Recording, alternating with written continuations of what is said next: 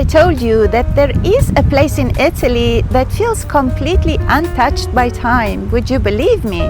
Let me show you Papasidero. Nestled in the upper Tyrrhenian area of Calabria in southern Italy lies the small village of Papasidero. It rests at around 200 meters above sea level on the slopes of Mount Chagola, overlooking the valley carved by the Lao River with below 1,000 residents. From above, the village appears almost suspended in time, shaped by the steep terrain and the quiet rhythm of the surrounding mountains. This is a landscape where nature and history have always been deeply connected. Just a short distance from the village lies one of the most important prehistoric sites in Europe, the Grotta del Romito, that I will also be visiting today. The name Papasidero itself carries traces of a complex past. Some scholars link it to a Greek Basilian monk named Isidore, reflecting the presence of Eastern monastic communities in the region. Others suggest different ancient linguistic origins, connected either to Greek settlements or to older local terms that have been lost in time. Like much of this land, even the name tells a story shaped by many cultures layered over centuries. The settlement of Papasidero later grew around a fortified structure positioned in a natural defensive location. By the 13th century, historical records already describe it as a walled village with a castle overlooking the valley. Between the 8th and 10th centuries, Basilian monks arrived in these valleys seeking isolation and spiritual refuge. They came from different parts of the Mediterranean, bringing with them their traditions and faith, leaving a quiet but lasting imprint on the territory. Over time, the village passed through the hands of various ruling powers of southern Italy, from the Normans and Swabians to the Angevins and Aragonese. Noble families such as the Sanseverino, Pappacoda, Alito, and later the Spinelli also controlled the area until the end of feudalism in the early 19th century. Despite these changes, Papasidero remained a small, resilient community. Its population grew and declined over the centuries, shaped by migration, agricultural hardship, and epidemics, yet the village always endured. Today, the historic center still preserves its medieval structure with narrow alleys and stone-built houses that follow the shape of the mountain. Around it, nature remains dominant, with forests, cliffs, and the flowing waters of the Lao River. The area is also part of the Pollino National Park, making it a destination not only for history lovers but also for those who enjoy outdoor activities. The river offers opportunities for kayaking, canyoning, trekking, and exploring a landscape that feels untouched and authentic. It is a place where history does not feel distant but quietly present in every corner.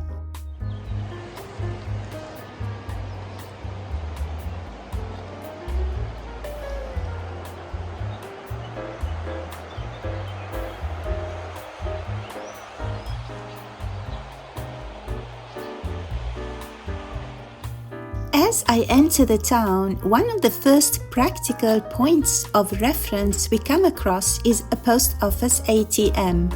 It's a simple but useful service where you can also withdraw cash from your bank, offering convenience right at the heart of the village.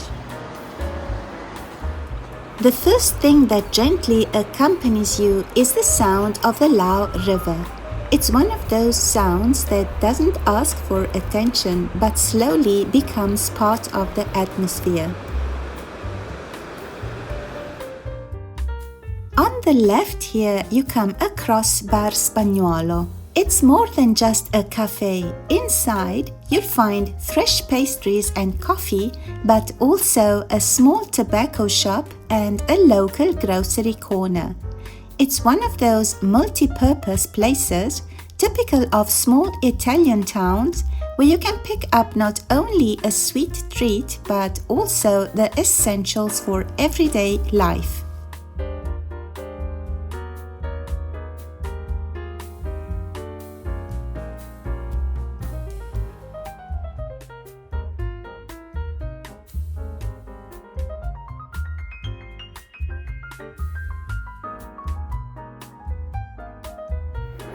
Continuing my walk, I come across the church of San Francesco da Paola. Built in the 19th century, it was commissioned by the local philanthropist Nicola Dario, along with a nearby cemetery and the bridge that leads toward the sanctuary.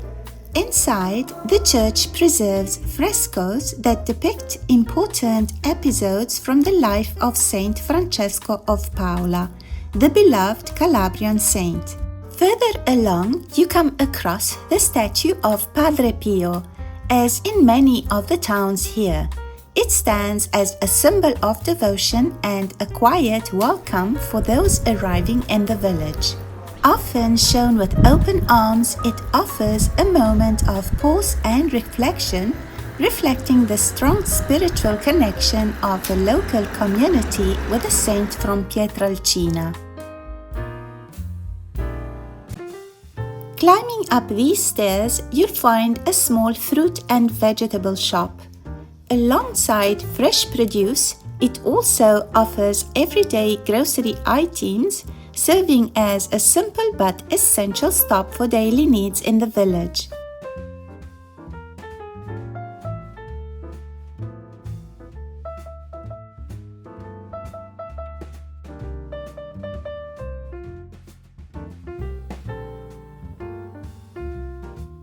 And just nearby, there's another bar and cafe. It also includes a lotto and lottery outlet, making it not only a place to enjoy a coffee, but also a small hub of everyday local life and routines.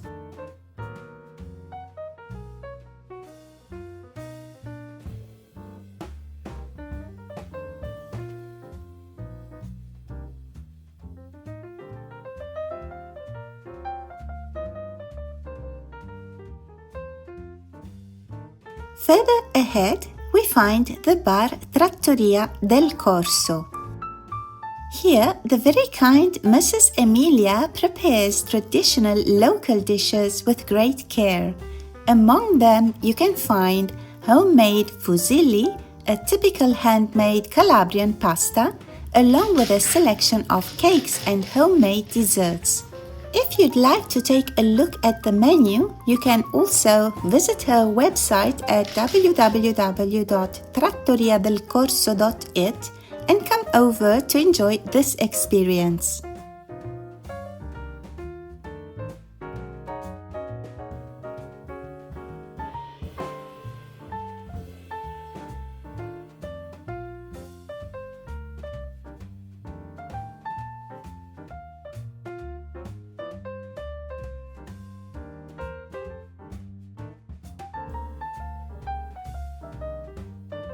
Continuing my walk, I arrive at the Church of San Rocco. The current building dates back to between the late 19th and early 20th centuries, created to offer a more suitable place for the devotion to the saint.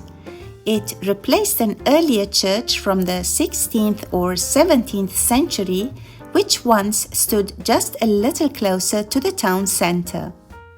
This site was also home to the Confraternity of the Assumption, founded in the 17th century and later updated in 1777, reflecting its long-standing role in the spiritual life of the community.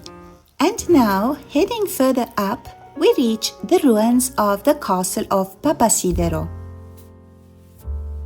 The structure likely originated between the 10th and 11th century, possibly during the Lombard period, and was later expanded under Norman and Swabian rule.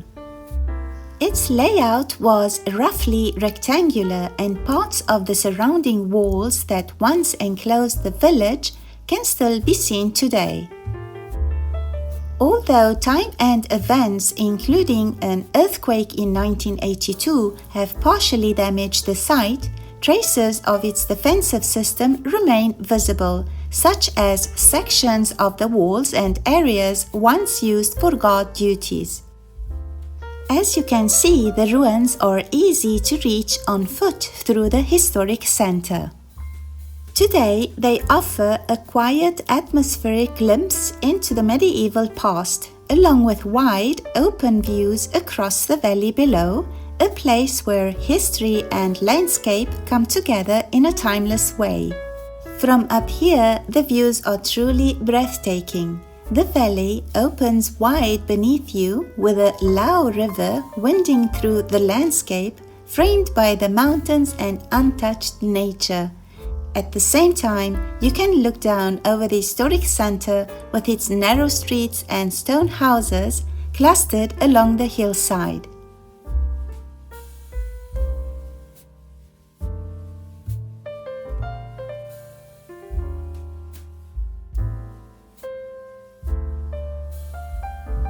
And now, back to discover the historic center.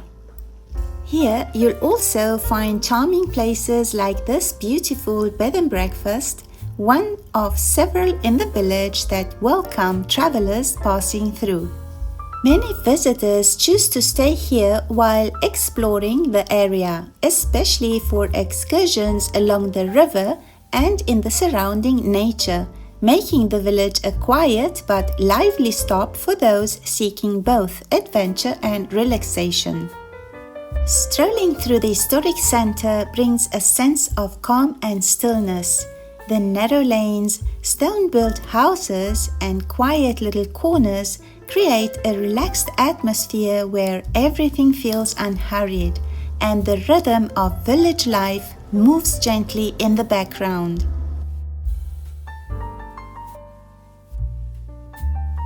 In Papasidero, as in all towns here in Calabria, you have a Guardia Medica, after-hours medical service and general practitioners.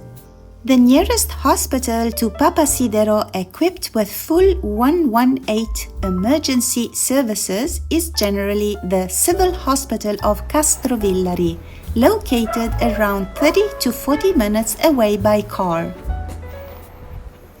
For more basic emergency care, there is also the hospital in Praia a Mare. In urgent situations, the Italian 118 emergency service ensures transport to the most suitable medical facility depending on the level of care required. And now I am arriving at the church sanctuary of Santa Sofia in Papasidero. This important place of worship is known for its long history and distinctive structure. The building has a rectangular layout with 3 naves and includes a sacristy, while still preserving traces of an early sacred construction beneath it. The origins of the site go back to the Basilian monks, who likely built the original chapel between the 11th and 13th centuries. And here I arrive at the Church of Saint Constantine, the mother church of Papasidero. The Church of San Costantino has medieval origins and developed over several centuries, between the 15th and the 18th centuries, gradually taking the form we see today. It is built in a Latin cross layout with a single nave, a transept, and a pentagonal apse. In the sacristy, a pointed tough arch from the 13th-14th century still survives, a clear trace of the earlier structure which once had 3 naves. The building was elevated to parish status in 1510. In 1786, it was significantly reconstructed into its current Latin cross form, while the bell tower was separated from the main body and placed higher on the rock above the church. Later, in 1846, further works completed the dome. Once functioning as a receptive church, it was historically managed by local clergy who administered the parish lands and their resources. Today, the Church of Saint Constantine stands as one of the most important religious and historical landmarks in Papasidero, reflecting centuries of architectural evolution and spiritual life.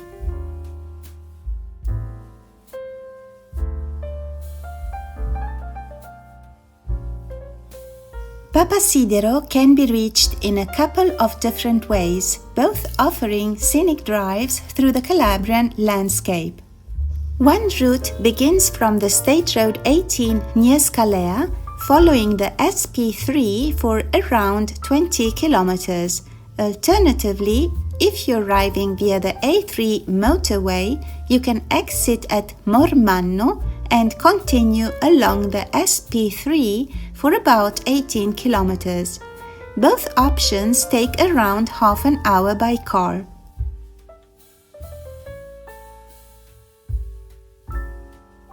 There is also a local TNC bus service connecting Scalea, Santa Domenica Talao, Papasidero and Mormanno throughout both the winter and summer seasons.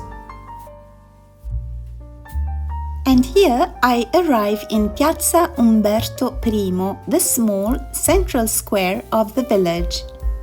Around the square you can find a couple of small grocery shops and another bar cafe, simple but important places that serve as everyday meeting points for the community. Just beside the piazza there is also a local butcher, a souvenir shop, and further down the road you reach the municipality building, another key reference point in village life.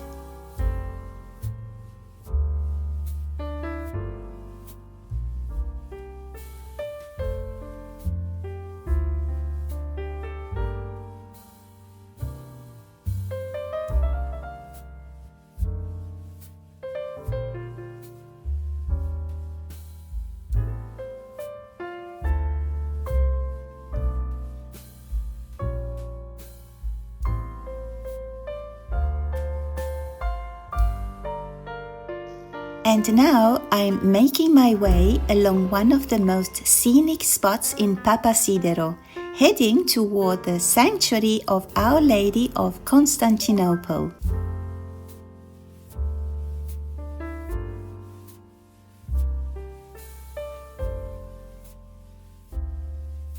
Built in the 17th century, this sanctuary sits dramatically beneath a large rocky cliff overlooking the Lao River. It is located just outside the historic center on the opposite bank and can be reached by a paved stairway path and an arched pedestrian bridge.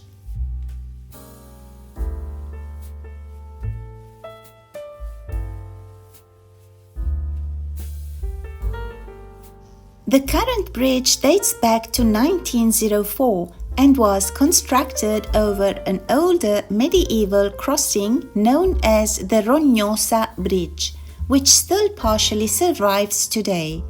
The name recalls an earlier use of the site where a medieval place of worship once stood, and during the plague in the 17th century, the area was also used as a lazaret.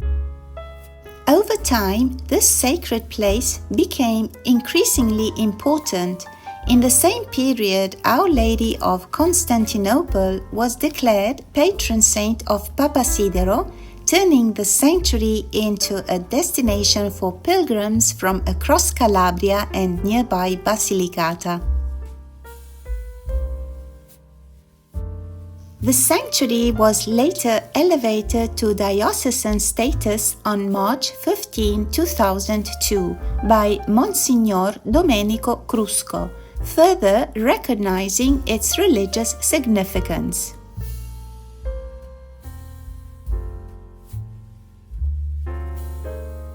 Inside, the church is partly integrated into the rock itself. Behind the altar, a 17th century fresco is preserved directly on the stone surface, along with a statue of Virgin Mary of Constantinople. Traces of the earlier medieval structure are also visible in artistic representations, including a painting inside the Church of Santa Sofia.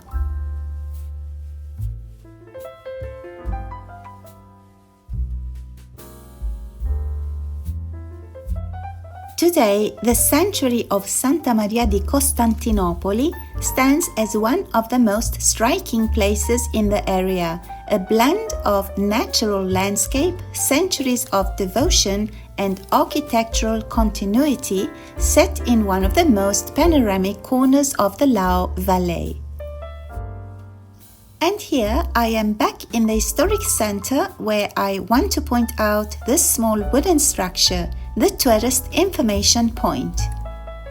Located on Via Municipio, it serves as the main reference for visitors exploring both the medieval village and the surrounding natural landscape of the Pollino National Park.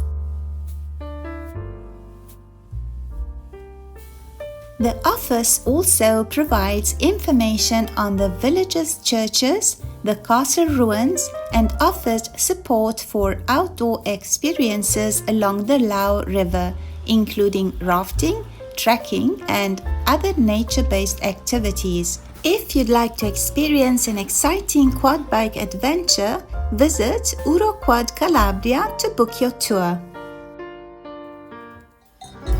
And now I'm heading toward the Grotta del Romito. Along the way, surrounded by wild nature, I stumble upon this adorable flock of sheep, and honestly, there was no way I could just pass by without stopping.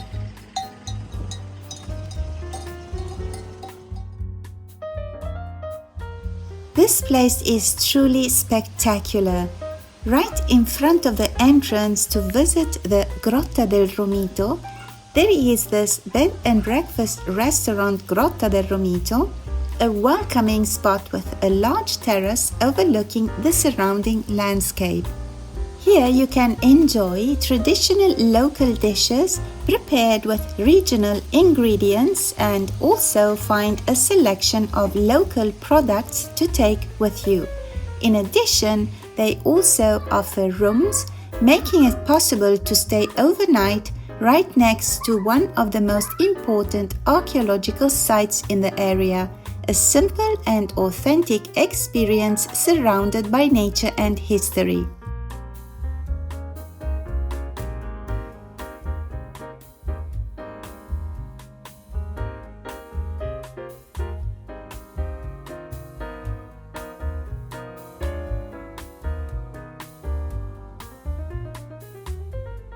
The Grotta del Romito is located in the Nupolara area, in the heart of the Lao Valley, and within the Pollino National Park. The site dates back to the Upper Paleolithic, with human presence spanning roughly from 23,000 to 10,000 years ago. It is made up of a natural cave and a large external rock shelter, both of which have preserved extraordinary traces of early human life. Among the most remarkable discoveries are ancient burials, including a double burial that has drawn significant scientific attention. This engraving is widely regarded as a masterpiece of prehistoric art. Inside the cave, excavations have revealed stone tools, carvings, and natural formations, including stalactites and stalagmites that add to the atmosphere of the place. The name itself comes from its later use as a hermitage in the 18th century. Today, the site is equipped with walkways and guided visit routes allowing visitors to explore it safely while preserving its archaeological integrity. My tour of Papasidero ends here. If you enjoyed, please like and subscribe for more coming.